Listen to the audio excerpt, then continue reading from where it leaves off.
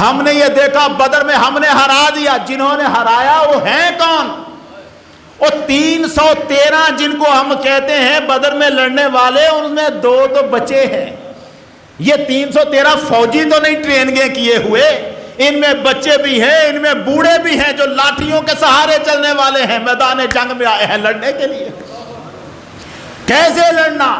یہ آسان کام نہیں تھا. بتاؤں مارکا بدر کا کیسا ہے؟ 313 بندے تو یہاں کھڑے ہیں نا. جب یہ بدر کے میدان میں آئے سرکار نے صفیں سیدھی کروائی. بندے کتنے کے تھے جن کی صفیں سیدھی کروانی تھی؟ 313. ادھر 1000 کا لشکر، ادھر 313، اور لشکر میں بچے بھی بوڑھے بھی صف سیدھی کروا رہے ہیں. سرکار آپ کے دستے مبارک میں تیر ہے، اور وہ تیر آپ لگا کے ایسے نوک سیدھی نہیں، ایسے نہیں مار رہے، بلکہ چوڑے رخ. اس تیر کو اگر کوئی صف سے باہر نکلا ہے ایسے ہی اس کو مار رہے ہیں. سیدھے ہو جاؤ، صف میں ہو جاؤ، صف میں ہو جاؤ. اور ایک صحابی جس کا نام سواد ہے صف میں کھڑا ہے، تھوڑا سا صف سے باہر نکلا ہوا ہے. حضور نے اس کے پیٹ پہ ہلکا سا تیر مارا، پیچھے صف میں ہو جاؤ. وہ صف میں تو ہو گیا، کہنے لگا حضور آپ نے مجھے تکلیف پہنچائی ہے، میں بدلہ لینا چاہتا ہوں. اصحاب رسول کھڑے ہیں. ایک مرتبہ سب ہل کے رہ گئے. کہہ رہا ہے؟ کہاں کہہ رہا ہے؟ کسے کہہ رہا ہے؟ حضور کی بارگاہ میں یہ جرت، میں بدلہ لینا چاہتا ہوں. سرکار دو عالم صلی اللہ علیہ وسلم وہیں رک گئے. فرمایا عقیدنی، لے لے بدلہ، تجھے چوٹ مجھ سے پہنچی ہے، تو بدلہ لے لے. اس نے کہا حضور ایسے تو نہیں، ذرا دیکھے تو صحیح، میرے جسم پر تو قمیض ہی نہیں ہے، ننگا پیٹ ہے. یہ لڑنے کہاں آیا ہے؟ بدر کی جنگ، اور قمیض بھی نہیں پہنی ہوئی. کہا میرے جسم پر تو قمیض ہی نہیں ہے، ننگا بدن ہے، بدلہ تو تب پورا ہو آپ کے جسم پر بھی کپڑا ہٹے. سرکار نے زرہ پہنی ہوئی تھی، زرہ کھولی. زرہ کھولنے کے بعد حضور نے قمیض اٹھا دی، اپنا پیٹ مبارک ننگا کیا، فرمانے لگے لے لے بدلہ.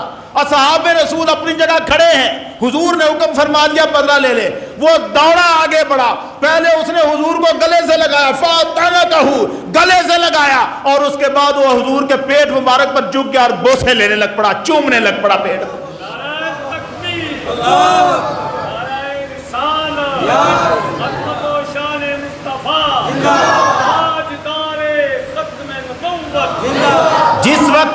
جس وقت بڑی توجہ رہے، جس وقت اس نے حضور کے پیٹ مبارک کو چوما نا، تو سرکار نے اسے پوچھا یہ کیا کر رہا ہے؟ اس نے کہا ذرا تصور رکھیے گا ذہن میں، بدر کا میدان یہ سننے والا نہیں ہے، بدر کی جنگ تصور کی آنکھ سے دیکھنے والے نظارے ہیں، یہ سننے والے نہیں ہیں. آپ تصور رکھیں کہ ایک بندہ حضور سے لپٹا ہوا ہے اور پیٹ کے بوسے لے رہا ہے، اس سے بڑھ کر مقدر کس بندے کا ہے یار؟ اصحاب دیکھ رہے ہیں، جنگ لڑنے آئے ہوئے صحابہ دیکھ رہے ہیں، وہ لپٹا ہوا ہے. حضور نے پوچھا ایسا کیوں کر رہا ہے؟ جو جواب ہے میں وہ سنانا چاہتا ہوں. اس نے کہا یا رسول اللہ حضر ما ترى، آپ دیکھ تو رہے ہیں جو بن رہا ہے سامنے، ابھی جنگ لڑی نہیں، ابھی صفیں بن رہی ہیں. اس نے کہا حضور جو سامنے منظر ہے نا وہ آپ کو نظر آ رہا ہے، آپ دیکھ رہے ہیں، میرا یہ دل تھا اردت ان یکون آخر العہد ان یمس جلدی جلدک، میں یہ چاہتا تھا دنیا سے جانے سے پہلے آپ کے جسم سے لپٹ جاؤں. مطلب کیا تھا اس کی بات کا؟ اس کا مطلب یہ تھا کہ حضور بس میدان میں جانا ہے، پلٹ کے آنے کا تو مسئلہ ہی نہیں ہے. ان کو اندازہ تھا کہ میدان کتنا خطرناک ہے، اس میدان میں اترنا سیدھی سیدھی موت کو ساتھ ٹکر لینے والی بات تھی. ان کو پرواہ اپنی جانوں کی نہیں تھی، مگر یہ تو پتا تھا نا کہ اتر کہاں رہے ہیں، ٹکر کہاں لے رہے ہیں. اب یہی وجہ تھی، اتنا بڑا حادثہ تھا، اسی وجہ سے سرکار نے مدینہ سے نکلتے ہوئے لشکر کو بٹھایا اور ان سے مشورہ لیا تھا. چلو گے مقابلے میں، جنگ میں جانا چاہیے، مکے والوں کا قافلہ آیا ہے، لڑو گے؟ ابو بکر صدیق سب سے پہلے اٹھے، سب سے پہلے یا رسول اللہ ہمارا مال جان اولاد سب آپ کے قدموں پر قربان ہے. سرکار نے دعا دی اللہ برکت دے، بیٹھ جاؤ. ابو بکر صدیق بیٹھ گئے، عمر فاروق اٹھ کے کھڑے ہو گئے. کہا یا رسول اللہ ہم اپنا سر کٹوانے سے نہیں ڈرتے، آپ حکم دے ہم آپ کے ساتھ چلیں گے. فرمایا اللہ برکت دے، بیٹھ جاؤ. عمر فاروق بیٹھ گئے. مقداد اٹھے، کہنے لگے یا رسول اللہ واللہ لا نقول کما قال بنو اسرائیل لموسیٰ، اللہ کی قسم ہم وہ نہیں ہیں جو بنو اسرائیل جیسے تھے، جیسے بنی اسرائیل نے موسیٰ علیہ السلام کو کہا تھا اذهب انت وربک فقاتلا انا ہاہنا قاعدون، موسیٰ آپ اور آپ کا رب جائیں اور لڑے، ہم یہاں بیٹھے ہیں۔ یا رسول اللہ ہم ایسے نہیں ہیں، ہم یہ نہیں کہیں گے کہ آپ جا کے لڑے ہم یہاں بیٹھے ہیں، ہم یہ کہیں گے آقا اشارہ فرمائیں، آپ کی آنکھ اشارہ کرے گی، ہمارے سر وہاں کٹ کے گرے ہوں۔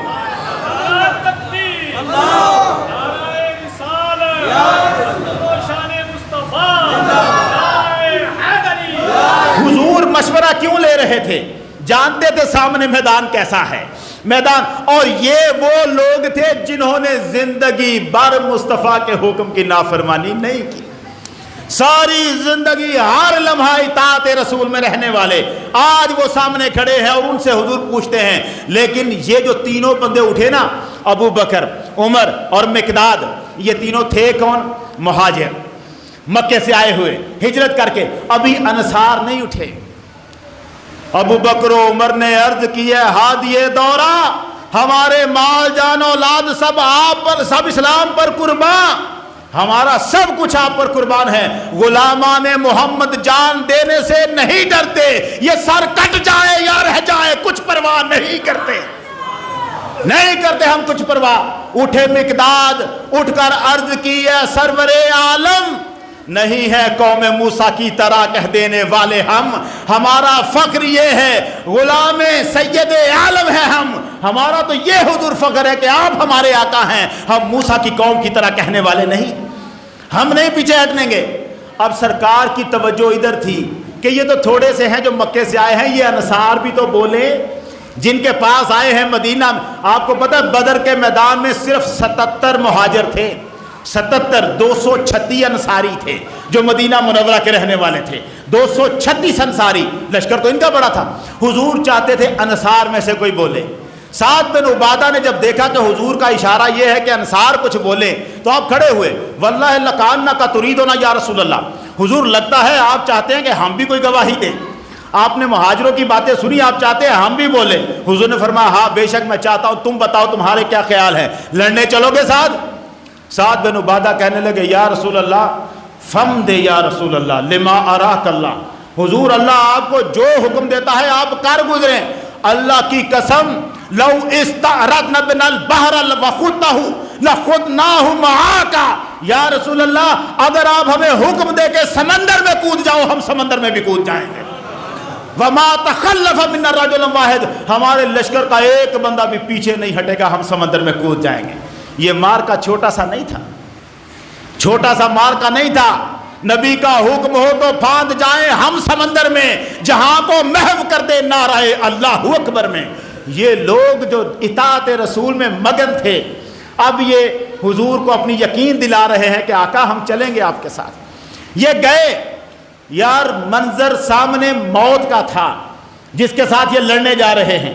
اب یہ لوگ جب پہنچے ہیں نا، بڑا کمال حفیظ جالندری نے لکھا، وہ کہتا ہے جب یہ میدان بدر میں لشکر اترا تو بدر کا میدان بھی اپنی زبان سے اللہ سے کہہ رہا تھا پروردگارا مجھے کیا پتا تھا اتنی مقدس ہستیاں میرے اوپر آئیں گی، میں تو ساری زندگی ریگستان بنا رہا، میں نے تو پانی اکٹھا ہی نہیں کیا، میرے اوپر سے نوح علیہ السلام کے زمانے میں سمندر گزرا ہے طوفان کا، اگر مجھے پتا ہوتا مصطفیٰ کریم نے یہاں آنا ہے میں سمندر کا پانی روک لیتا اپنی چھاتی پر، میں ان کے لیے پانی روک لیتا۔ خبر کیا تھی؟ خبر کیا تھی کہ ایک دن ایسا بھی آئے گا تیرا ساقی کوثر یہاں تشریف لائے گا۔ خبر کیا تھی؟ ملے گی یہ سعادت میرے دامن کو، بنایا جائے گا فرش عبادت میرے دامن کو۔ خبر کیا تھی؟ یہاں تیرے نمازی آ کے ٹھہریں گے، شہید آرام فرمائیں گے، غازی آ کے ٹھہریں گے۔ خبر ہوتی تو میں شبنم کے قطرے جمع کر رکھتا، چھپا کر ایک گوشے میں مصفا حوض بھر رکھتا، پھر وہ پانی ان مقدس مہمانوں کو پلا دیتا، میں اپنی تشنگی دیدار حضرت سے بجھا لیتا، حضور ساقی کوثر میں میری لاج رہ جاتی، میری عزت میری شرم عقیدت آج رہ جاتی۔ پروردگارہ حضور کے سامنے شرمندہ ہوں کہ آپ آئے ہیں اپنے لشکر سے اور میں پانی بھی نہیں پلا سک رہا، ریگستان ہے، بدر کا میدان ہے۔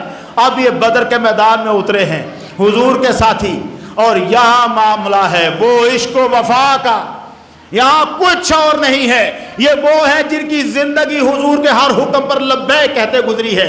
عجب معاملہ ہے، پہلے ہی حلے میں 3 بندے ادھر سے آتے ہیں، 3 ادھر سے، مگر ادھر سے آنے والے کافروں کے سردار عتبہ، شیبہ، ولید، ادھر سے آنے والے انصاری نوجوان، انہوں نے کہا کون ہو؟ کہا انصاری ہیں۔ کہنے لگے ہم تمہیں اپنی جوڑ کا سمجھتے نہیں، جاؤ پیچھے، ہم سردار ہیں، ہمارے مقابلے میں کوئی بڑے لوگ آئے، ہم چھوٹے موٹے لوگوں سے نہیں لڑتے۔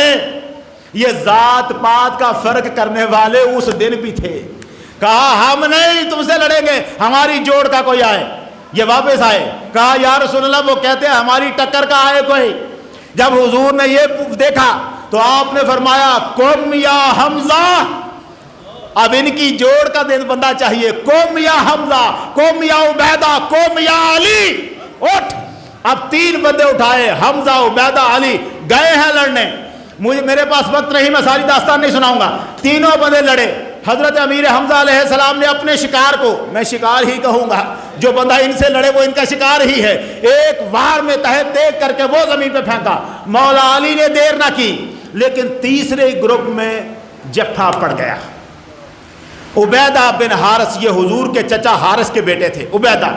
اب یہ جو اپنے مقابل کے ساتھ لڑنے لگے تو تلواروں کی ٹکریں ہوئی، نہ وہ نیچے گرے نہ یہ، انہوں نے بھی تلواریں ماری، زخم اس کو آئے، اس نے بھی تلواریں ماری، زخم آپ کو آئے، لیکن لڑ رہے ہیں دونوں، یہاں تک کہ اچانک دشمن کی تلوار عبیدہ کی ٹانگ پر پڑی، ٹانگ کٹ گئی۔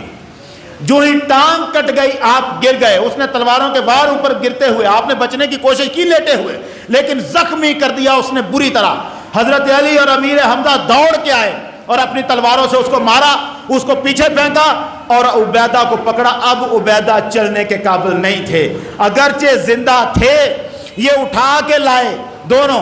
منظر یہاں دیکھنے والا ہے، سامنے صحابہ سارا لشکر بیٹھا ہوا ہے، حضور تشریف فرما ہے، کھڑے ہیں سرکار بھی، منظر تھا عجیب و غریب، سرکار کھڑے ہیں، عبیدہ کو اٹھایا ہوا ہے امیر حمزہ نے اور حضرت علی نے، دونوں نے جا کے، اب عبیدہ کھڑے نہیں ہو سکتے، ٹانگ تو کٹی ہے، پورا جسم زخموں سے چور ہے، کھڑے نہیں ہو سکتے۔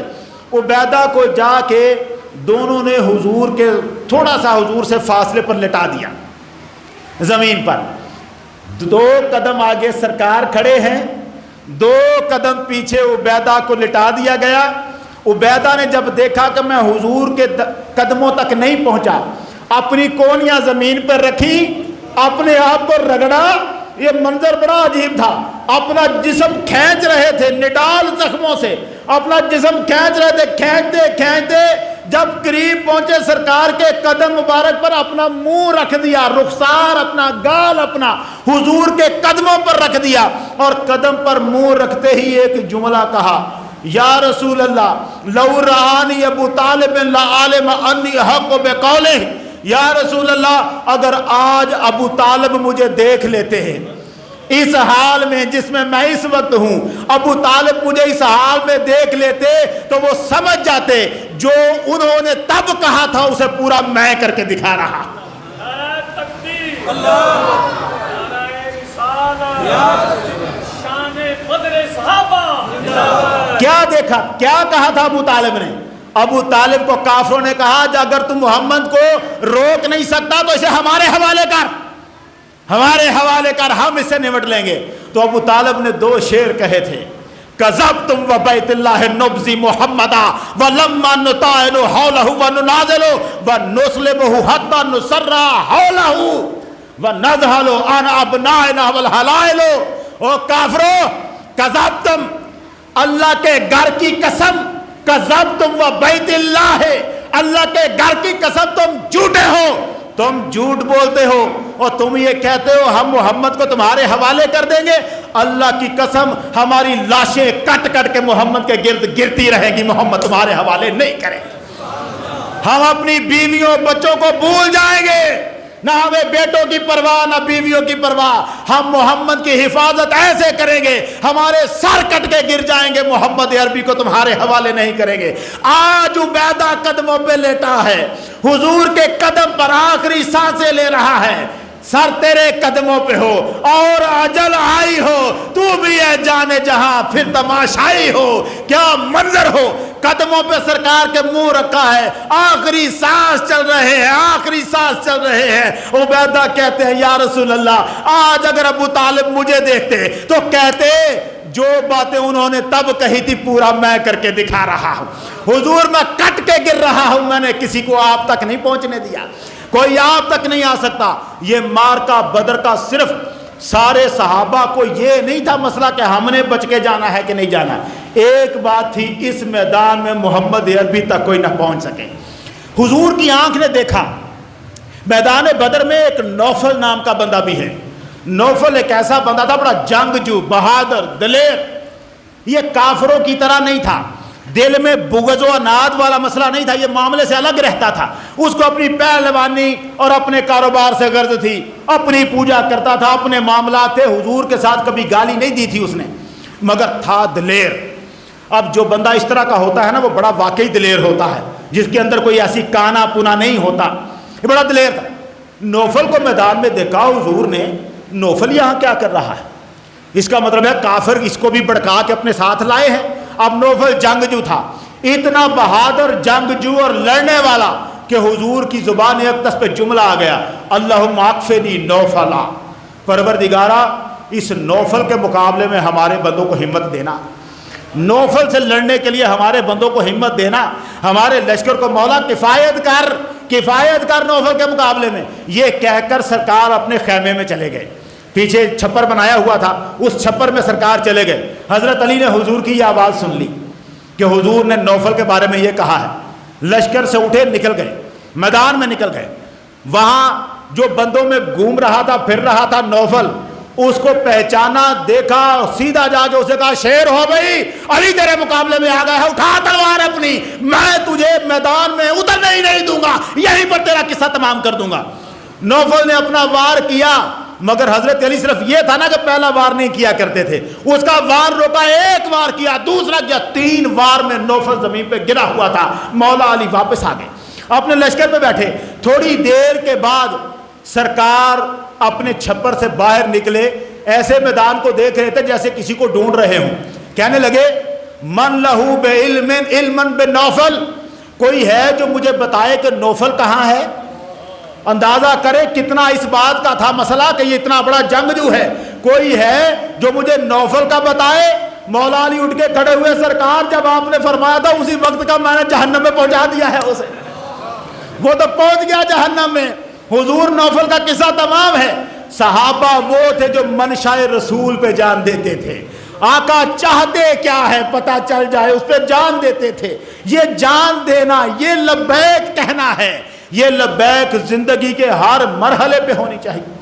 سرکار نے فرمایا قوموا الی جنت ارضھا السماوات والارض، اٹھو جنت تمہارا انتظار کر رہی ہے، جو یہاں شہید ہو جائے گا بس شہادت کی دیر ہے، اس کا اگلا قدم جنت میں ہوگا۔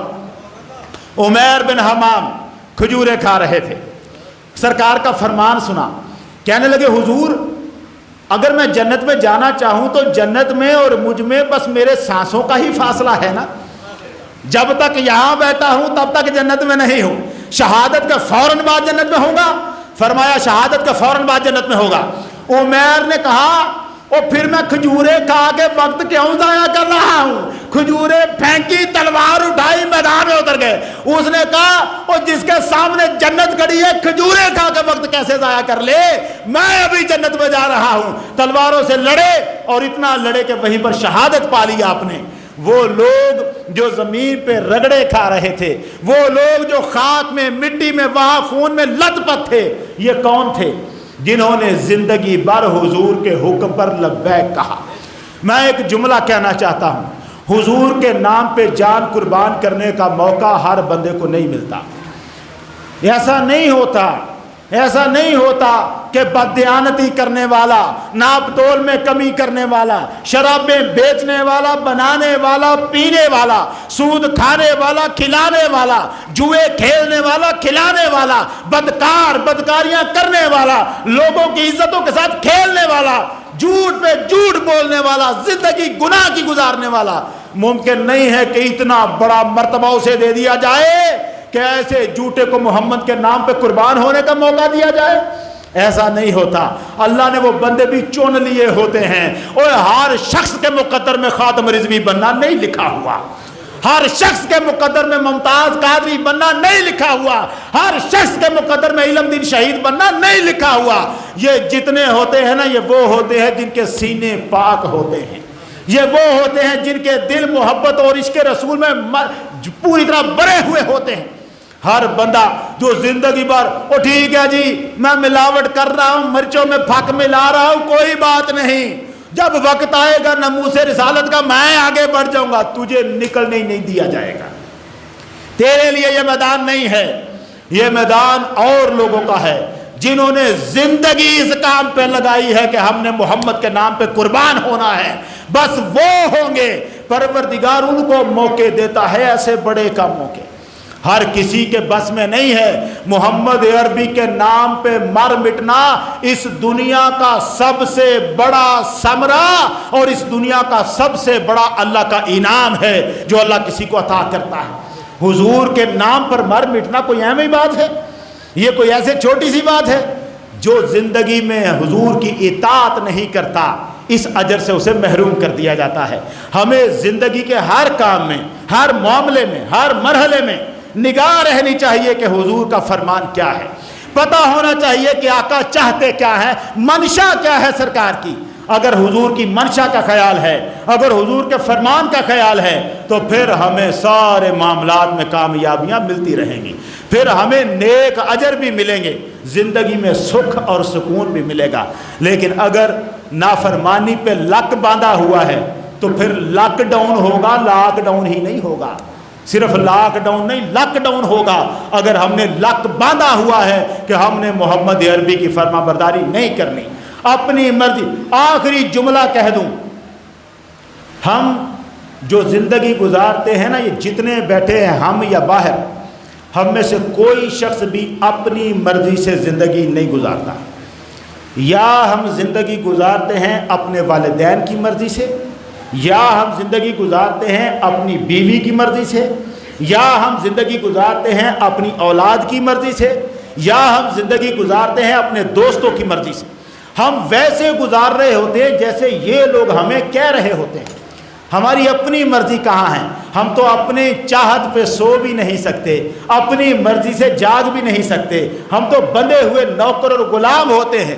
جینا ہے آپ کو، قانون یہ ہے کسی نہ کسی مرضی پہ جینا ہے. یار پھر اگر کسی نہ کسی کی مرضی پہ ہی جینا ہے تو ان کی مرضی پہ ضرور جینا ہے، محمد عربی کی مرضی پہ نہ جییں. پھر ہم سارے معاملات چھوڑ کے اپنے آقا کی مرضی پہ نہ جیئیں. اگر فیصلہ یہی آ گیا ہے کہ اپنی مرضی سے نہیں جی سکتا تو پھر اپنے جیسوں کی مرضی پہ کیوں جیوں؟ میں سرکار کی مرضی پہ نہ جیوں جن کے جیسا کوئی نہیں، جن کی مرضی پہ جینے والے کو پروردگار دنیا میں بے مثال بنا دیتا ہے. اللہ کرے کہ ہماری زندگیاں حضور کی مرضی کے مطابق ہو جائیں، ہماری زندگی کا لمحہ لمحہ سرکار کے نام پہ قربان ہو جائے. ہم اطاعت کریں، رسول کی فرما برداری کریں، ہر لمحہ کریں، پوری زندگی کریں، اور یہ فرما برداری کرتے کرتے دنیا سے چلے جائیں.